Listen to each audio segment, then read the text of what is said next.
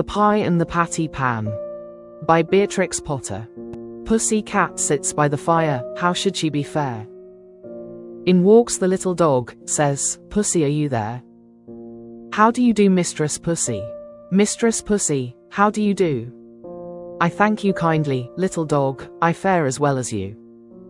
Old Rhyme. Once upon a time there was a pussy cat called Ribby, who invited a little dog called Duchess to tea. Come in good time, my dear Duchess, said Ribby's letter. And we will have something so very nice. I am baking it in a pie dish with a pink rim. You never tasted anything so good. And you shall eat it all. I will eat muffins, my dear Duchess, wrote Ribby. Duchess read the letter and wrote an answer. I will come with much pleasure at 4:15. But it is very strange. I was just going to invite you to come here, to supper, my dear Ribby, to eat something most delicious. I will come very punctually, my dear Ribby, wrote Duchess, and then at the end she added, I hope it isn't mouse. And then she thought that did not look quite polite, so she scratched out, isn't mouse, and changed it to, I hope it will be fine, and she gave her letter to the postman. But she thought a great deal about Ribby's pie, and she read Ribby's letter over and over again. I am dreadfully afraid it will be mouse, said Duchess to herself. I really couldn't eat mouse pie. And I shall have to eat it, because it is a party. And my pie was going to be veal and ham, a pink and white pie dish. And so is mine, just like Ribby's dishes, they were both bought at Tabitha Twitchit's. Duchess went into her larder and took the pie off a shelf and looked at it. It is all ready to put into the oven. Such lovely pie crust. And I put in a little tin patty pan to hold up the crust. And I made a hole in the middle with a fork to let out the steam. Oh, I do wish I could eat my own pie, instead of a pie made of mouse. Duchess considered and read Ribby's letter again. A pink and white pie dish and you shall eat it all. You, means me, then Ribby is not going to even taste the pie herself. A pink and white pie dish. Ribby is sure to go out to buy the muffins. Oh, what a good idea. Why shouldn't I rush along and put my pie into Ribby's oven when Ribby isn't there? Duchess was quite delighted with her own cleverness. Ribby in the meantime had received Duchess's answer, and as soon as she was sure that the little dog would come, she popped her pie into the oven. There were 2 ovens, one above the other. Some other knobs and handles were only ornamental and not intended to open. Ribby put the pie into the lower oven. The door was very stiff. The top oven bakes too quickly, said Ribby to herself. It is a pie of the most delicate and tender mouse minced up with bacon. And I have taken out all the bones, because Duchess did nearly choke herself with a fish bone last time I gave a party. She eats a little fast, rather big mouthfuls. But a most genteel and elegant little dog, infinitely superior company to cousin Tabitha Twitchit. Ribby put on some coal and swept up the hearth. Then she went out with a can to the well, for water to fill up the kettle. Then she began to set the room in order, for it was the sitting room as well as the kitchen. She shook the mats out at the front door and put them straight. The hearth rug was a rabbit skin. She dusted the clock and the ornaments on the mantelpiece, and she polished and rubbed the tables and chairs. Then she spread a very clean white tablecloth, and set out her best china tea set, which she took out of a wall cupboard near the fireplace. The tea cups were white with a pattern of pink roses, and the dinner plates were white and blue. When Ribby had laid the table, she took a jug and a blue and white dish, and went out down the field to the farm, to fetch milk and butter. When she came back, she peeped into the bottom oven. The pie looked very comfortable. Ribby put on her shawl and bonnet and went out again with a basket, to the village shop to buy a packet of tea, a pound of lump sugar, and a pot of marmalade. And just at the same time, Duchess came out of her house, at the other end of the village. Ribby met Duchess halfway on the street, also carrying a basket, covered with a cloth. They only bowed to one another, they did not speak, because they were going to have a party. As soon as Duchess had got round the corner out of sight, she simply ran straight away to Ribby's house. Ribby went into the shop and bought what she required, and came out, after a pleasant gossip with Cousin Tabitha Twitchit. Cousin Tabitha was disdainful afterwards in conversation. A little dog indeed, just as if there were no cats in Surrey. And a pie for afternoon tea. The very idea, said Cousin Tabitha Twitchit. Ribby went on to Timothy Baker's and bought the muffins. Then she went home. There seemed to be a sort of scuffling noise in the back passage, as she was coming in at the front door. I trust that is not that pie. The spoons are locked up, however, said Ribby. But there was nobody there. Ribby opened the bottom oven door with some difficulty and turned the pie. There began to be a pleasing smell of baked mouse. Duchess, in the meantime, had slipped out at the back door. It is a very odd thing that Ribby's pie was not in the oven when I put mine in. And I can't find it anywhere. I have looked all over the house. I put my pie into a nice hot oven at the top. I could not turn any of the other handles. I think that they are all shams, said Duchess. But I wish I could have removed the pie made of mouse. I cannot think what she has done with it. I heard Ribby coming and I had to run out by the back door. Duchess went home and brushed her beautiful black coat. And then she picked a bunch of flowers in her garden as a present for Ribby. And passed the time until the clock struck 4. Ribby, having assured herself by careful search that there was really no one hiding in the cupboard or in the larder, went upstairs to change her dress. She put on a lilac silk gown for the party and an embroidered muslin apron and tippet. It is very strange, said Ribby. I did not think I left that drawer pulled out. Has somebody been trying on my mittens? She came downstairs again and made the tea and put the teapot on the hob. She peeped again into the bottom oven. The pie had become a lovely brown, and it was steaming hot. She sat down before the fire to wait for the little dog. I am glad I used the bottom oven, said Ribby. The top one would certainly have been very much too hot. I wonder why that cupboard door was open. Can there really have been someone in the house? Very punctually at 4 o'clock, Duchess started to go to the party. She ran so fast through the village that she was too early, and she had to wait a little while in the lane that leads down to Ribby's house. I wonder if Ribby has taken my pie out of the oven yet, said Duchess. And whatever can have become of the other pie made of mouse? At 4:15 to the minute, there came a most genteel little tap-tap-a-tea. Is Mrs. Ribston at home? Inquired Duchess in the porch. Come in. And how do you do, my dear Duchess? Cried Ribby. I hope I see you well. Quite well, I thank you. And how do you do, my dear Ribby? Said Duchess. I've brought you some flowers. What a delicious smell of pie. Oh, what lovely flowers. Yes, it is mouse and bacon. Do not talk about food, my dear Ribby, said Duchess. What a lovely white tea cloth. Is it done to a turn? Is it still in the oven? I think it wants another 5 minutes, said Ribby. Just a shade longer. I will pour out the tea while we wait. Do you take sugar, my dear Duchess? Oh yes, please, my dear Ribby, and may I have a lump upon my nose? With pleasure, my dear Duchess. How beautifully you beg. Oh, how sweetly pretty.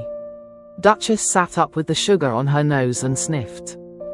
How good that pie smells. I do love veal and ham, I mean to say mouse and bacon. She dropped the sugar in confusion, and had to go hunting under the tea table, so did not see which oven Ribby opened in order to get out the pie. Ribby set the pie upon the table. There was a very savoury smell. Duchess came out from under the tablecloth munching sugar, and sat up on a chair. I will first cut the pie for you. I am going to have muffin and marmalade, said Ribby. Do you really prefer muffin? Mind the patty pan. I beg your pardon, said Ribby. May I pass you the marmalade? Said Duchess hurriedly. The pie proved extremely toothsome, and the muffins light and hot. They disappeared rapidly, especially the pie. I think, thought the Duchess to herself. I think it would be wiser if I helped myself to pie, though Ribby did not seem to notice anything when she was cutting it. What very small fine pieces it has cooked into. I did not remember that I had minced it up so fine. I suppose this is a quicker oven than my own. How fast Duchess is eating, thought Ribby to herself, as she buttered her 5th muffin. The pie dish was emptying rapidly. Duchess had had 4 helps already, and was fumbling with the spoon. A little more bacon, my dear Duchess, said Ribby. Thank you, my dear Ribby, I was only feeling for the patty pan. The patty pan, my dear Duchess? The patty pan that held up the pie crust, said Duchess, blushing under her black coat. Oh, I didn't put one in, my dear Duchess, said Ribby. I don't think that it is necessary in pies made of mouse. Duchess fumbled with the spoon. I can't find it, she said anxiously. There isn't a patty pan, said Ribby, looking perplexed. Yes, indeed, my dear Ribby. Where can it have gone to? Said Duchess. There most certainly is not one, my dear Duchess. I disapprove of tin articles in puddings and pies. It is most undesirable, especially when people swallow in lumps, she added in a lower voice.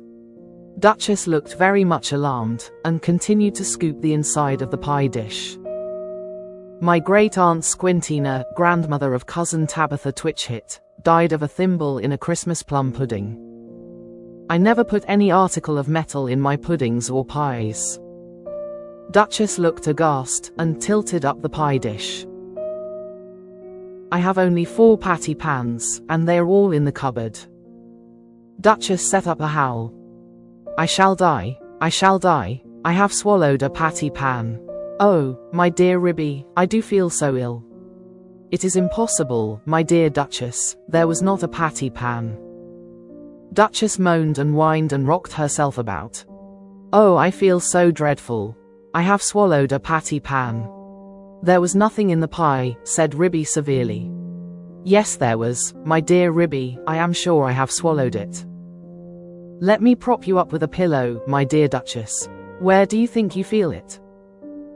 Oh, I do feel so ill all over me, my dear Ribby. I have swallowed a large tin patty pan with a sharp scalloped edge. Shall I run for the doctor? I will just lock up the spoons. Oh yes, yes. Fetch Dr. Maggotty, my dear Ribby. He is a pie himself, he will certainly understand. Ribby settled Duchess in an armchair before the fire, and went out and hurried to the village to look for the doctor. She found him at the smithy. He was occupied in putting rusty nails into a bottle of ink, which he had obtained at the post office. Gammon, ha, ha, said he, with his head on one side. Ribby explained that her guest had swallowed a patty pan. Spinach, ha, ha, said he, and accompanied her with alacrity. He hopped so fast that Ribby had to run. It was most conspicuous. All the village could see that Ribby was fetching the doctor. I knew they would overeat themselves, said cousin Tabitha Twitchit. But while Ribby had been hunting for the doctor, a curious thing had happened to Duchess, who had been left by herself, sitting before the fire, sighing and groaning and feeling very unhappy. How could I have swallowed it? Such a large thing as a patty pan. She got up and went to the table, and felt inside the pie dish again with a spoon. No, there is no patty pan, and I put one in. And nobody has eaten pie except me, so I must have swallowed it. She sat down again, and stared mournfully at the grate. The fire crackled and danced, and something sizzled. Duchess started. She opened the door of the top oven, out came a rich steamy flavour of veal and ham, and there stood a fine brown pie, and through a hole in the top of the pie crust there was a glimpse of a little tin patty pan. Duchess drew a long breath. Then I must have been eating mouse. No wonder I feel ill. But perhaps I should feel worse if I had really swallowed a patty pan. Duchess reflected. What a very awkward thing to have to explain to Ribby. I think I will put my pie in the backyard and say nothing about it. When I go home, I will run round and take it away. She put it outside the back door and sat down again by the fire and shut her eyes. When Ribby arrived with the doctor, she seemed fast asleep. Gammon, ha, ha, said the doctor. I am feeling very much better, said Duchess, waking up with a jump. I am truly glad to hear it. He has brought you a pill, my dear Duchess. I think I should feel quite well if he only felt my pulse, said Duchess, backing away from the magpie, who sidled up with something in his beak. It is only a bread pill, you had much better take it. Drink a little milk, my dear Duchess. Gammon, gammon, said the doctor, while Duchess coughed and choked. Don't say that again, said Ribby, losing her temper. Here, take this bread and jam, and get out into the yard. Gammon and spinach, ha ha ha, shouted Dr. Maggotty triumphantly outside the back door. I am feeling very much better, my dear Ribby, said Duchess. Do you not think that I had better go home before it gets dark? Perhaps it might be wise, my dear Duchess. I will lend you a nice warm shawl, and you shall take my arm. I would not trouble you for worlds, I feel wonderfully better. One pill of Dr. Maggotty. Indeed it is most admirable, if it has cured you of a patty pan. I will call directly after breakfast to ask how you have slept. Ribby and Duchess said goodbye affectionately, and Duchess started home.